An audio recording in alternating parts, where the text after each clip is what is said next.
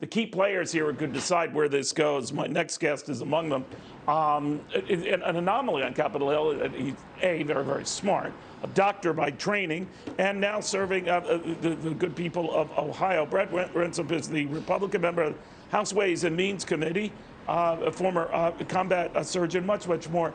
So, Congressman, always good to have you, and thank you for coming. Thank you. How likely do you think this COVID-19 relief measure is? Well, I think it's really important, and I hope that we are much closer than we have been, obviously, for some time. Look, we're at a difficult time right now. People are losing their jobs, and you just look at restaurants, for example. Even those that could stay open outside, it's snowing out in a lot of places right now, and but we got a vaccine that's on its way. So that's the good news, I guess, is the vaccine part, because it could put an end to all of this. Look, we were trying to avoid from the get-go for our country to go into a depression, and that's really still what we're fighting right now.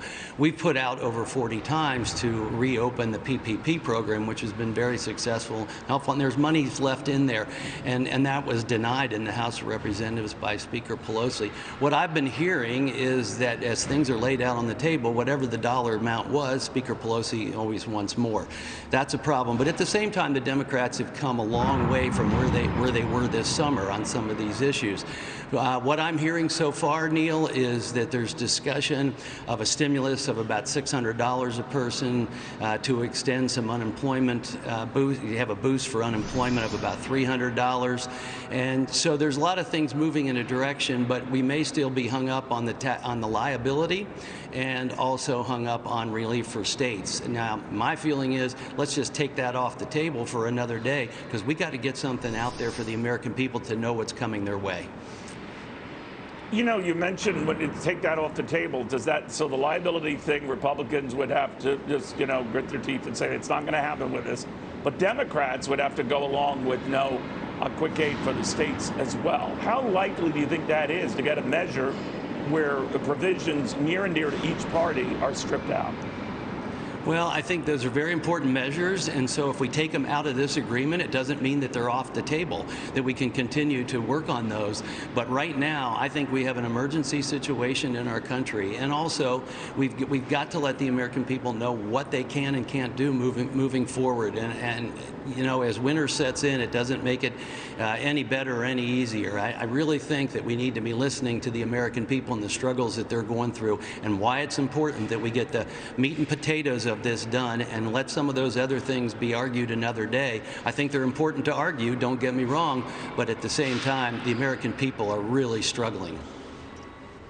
While I have you, if I could tap the doctor-surgeon part of your fine brain, sir, and get your read on making vaccines mandatory, especially when it comes to the coronavirus itself. I caught up yesterday with Mitch Daniels, who, as you know, the former Indiana governor, the former budget director for President Bush, now the president at Purdue University, 45,000 students strong, and he said for them, it might be a good idea. This is from an interview I had with him yesterday, sir, to kind of force the issue, to make it a no-choice kind of an issue for kids and administrators alike. This is from yesterday with Mitch Daniels. I want your response to this. Mm-hmm. Would you force that issue at Purdue, that students, those who teach, work there, when it becomes in large enough and available doses, get the vaccine, make it mandatory? We very well might. We certainly we've done that with other vaccines in the past. We did it with the flu vaccine in the first semester. Now we make exceptions. How do you feel about that? Make it mandatory. Well, I prefer not to make it mandatory, although as a member of the military, we have to get the flu vaccine every year, and as a physician, we have to. So there are times where you are required. I prefer to quit dividing the country on this. Look, our adversaries and sometimes people within this country want us to be divided on something. Medicine is not a place where we should be divided. But as a doctor, and I can tell you all the doctors here that I know in Congress are willing to roll up their sleeve and get the vaccine as soon as it's available to them. them.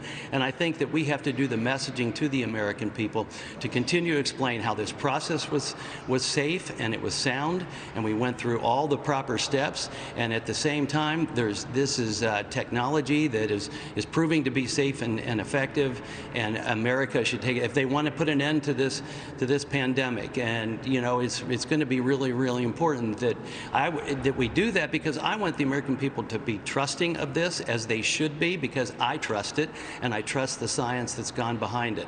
And so be completely transparent about it, what it can and can't do, and have the American people say, I want to take it. And it looks like, you know, if you look at the trials, how many people volunteered to be in the trials, and now you're getting FDA approval, even more people are lining up to say, give this thing to me. I want to put an end to what's going on, and I trust these people that have devoted their lives to try and save lives and to produce products that can solve a problem like this pandemic.